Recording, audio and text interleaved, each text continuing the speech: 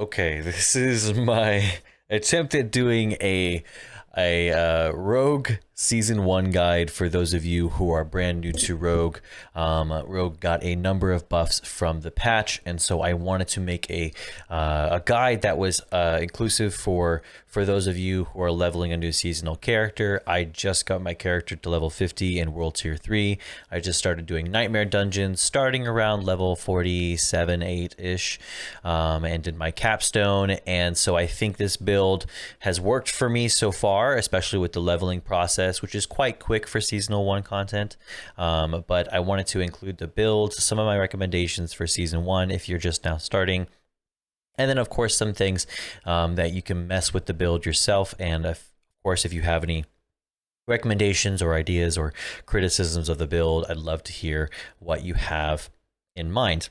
So the main aspect of this build and what we'll be doing today is focusing mainly on the two aspects mainly, but there are a few others that we have that will work together with it.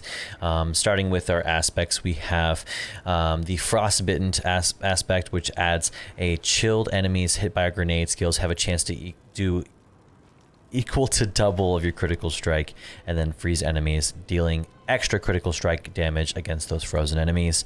There is also an additional item here on our chest piece, which allows us, it's called Quickening Fog, which allows us to drop a smoke grenade at the end of our dash. So I will step outside of the city real quick just to kind of give you an idea of what that looks like. It's mounts, and then I'll take some damage. And see, what I'm going to do here is I'm going to use my Cold Imbue mitts, and then I will dash. After that dash, I can drop a smoke grenade, and anything that is previously chilled can now be frozen. And of course, if I have those two abilities available, I can always recast if I want to. The main thing is I want to freeze as many enemies as possible, cast a smoke grenade on them if I can, and sort of wash, rinse, repeat that. I'm kind of moving slow here, so it's coming to my own detriment. But the idea is sort of wash, rinse, and repeat that effect there. And what you're seeing in between those little dashes that I perform are actually smoke grenades that are being dropped. But because of the malignant heart I have, those are actually acting as little fire explosions. So I'll show you that last part there real quick, and that is the malignant heart, the brutal heart that is on my my ring here. I'm sorry, my ring here, and basically I have incoming damage suppression, and then when I use a subterfuge skill, I drop a explosion. So at the end of my dash, I will have an explosion there.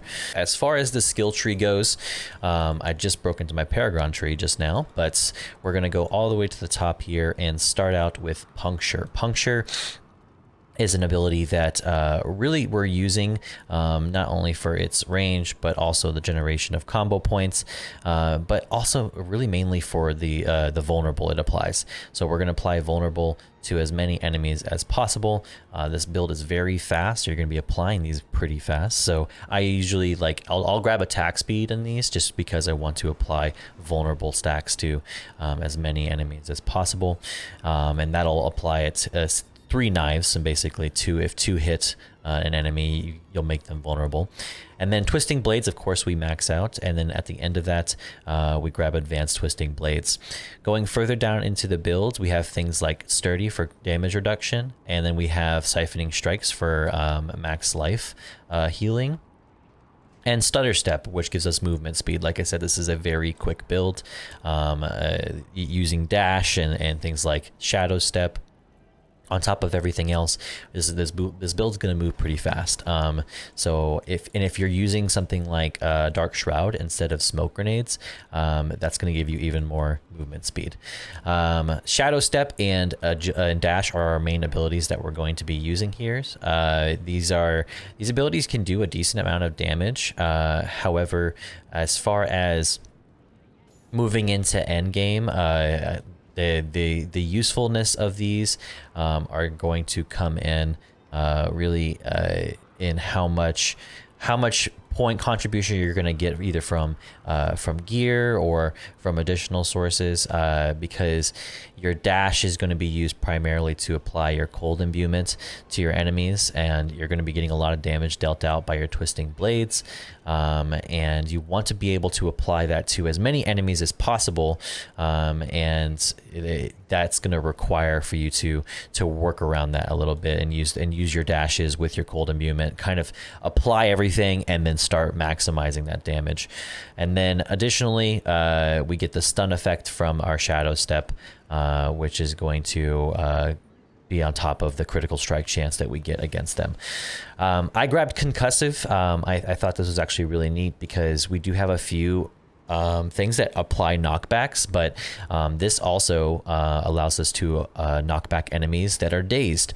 Increasing the duration isn't really my focus, so I just grabbed that knockback so I can get additional critical strike chance against those knocked back enemies that are previously dazed. Where does the daze come from though? It comes from smoke grenade. Smoke grenade is going to be what dazes our enemies. Increasing these ranks only gives you additional daze duration, but it's not a whole lot, so honestly you could probably grab 1 point and be fine with this.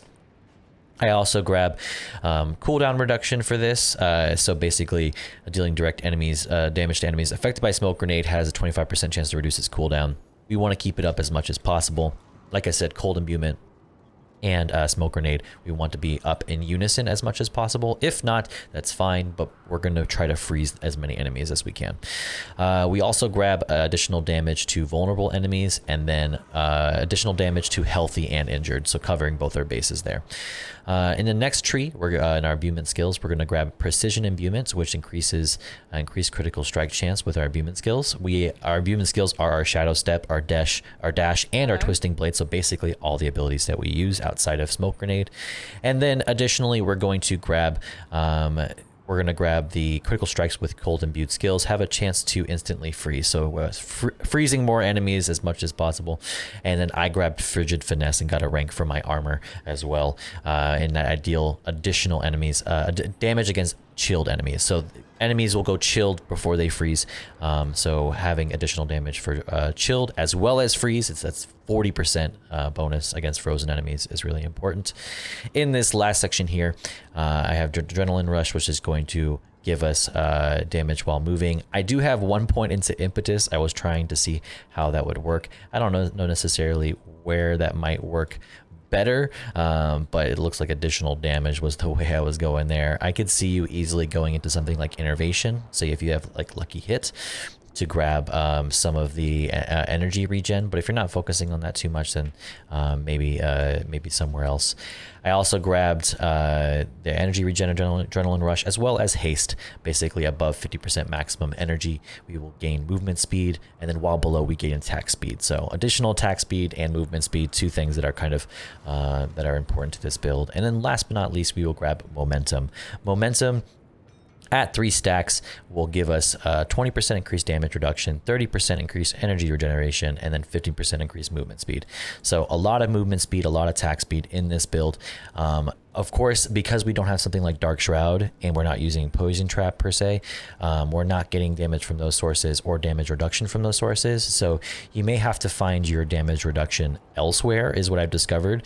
There's, of course, something like Rugged, which provides damage reduction against damage over time effects, which are pretty brutal against Rogue, I've noticed. And then also 6% damage reduction while inflicted with controlling apparent effects. So you may want to grab those depending on your situation, but there's not a whole lot of other options. So you may have to focus that either in maybe something like armor or something else, like maybe your hearts or your the way your equipment is statted, to make sure that you're getting those stats focused. This is one of my least favorite affixes, so we'll see how this goes. But feeling positive about this. So hopefully not too much trouble.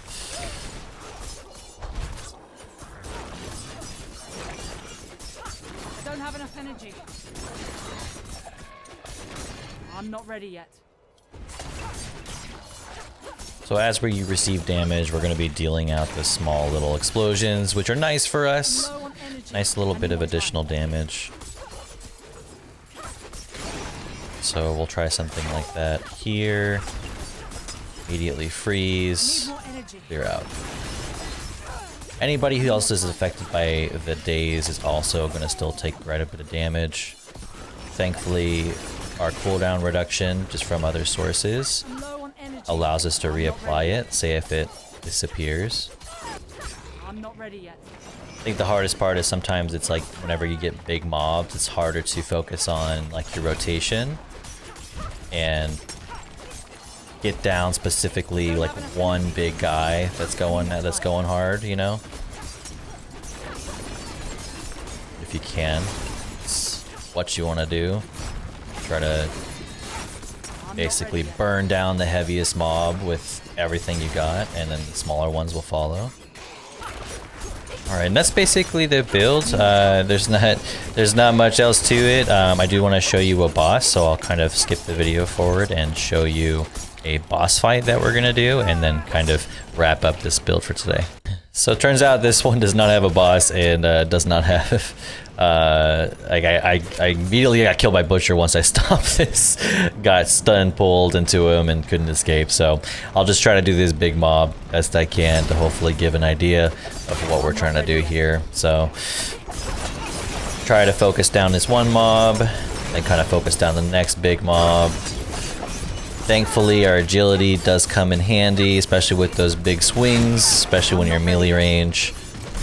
And we're able to thankfully mob clear with our twisting blades as well, as you can see those swirling around us. And that's kind of how it works essentially. Our cold imbuement, our dash, our smoke grenades, getting those frozen and knock down enemies first or as quickly as we possibly can. And really just kind of wash, rinse, repeat. The cooldowns are not long on this. You can set up the combo a number of ways with 1, 2, or all of the abilities, or all of the passives included with that. So if you like a quick pace build that's kind of the rogue glass cannon build of builds, then this is the build for you. Hopefully it does you some service in your time doing your 1 to 50 journey, and if not, then like I said, Dark Shroud is always a good alternative to that, and isn't a bad build, especially using that with Poison Trap. I've seen a lot of people do that, or even like Shadow Imbuement is not a bad build. I've seen people combine Shadow Imbuments with Cold Imbuement as well. Like I've seen a lot of really positive cases for Imbuments. This is sort of my mixture along with the aspects that I have.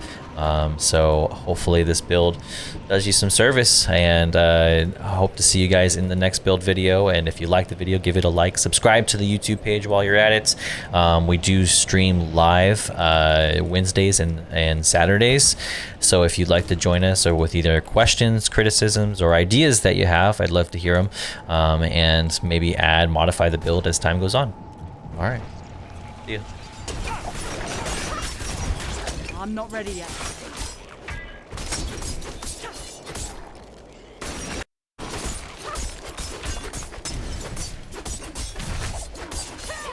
I need more energy.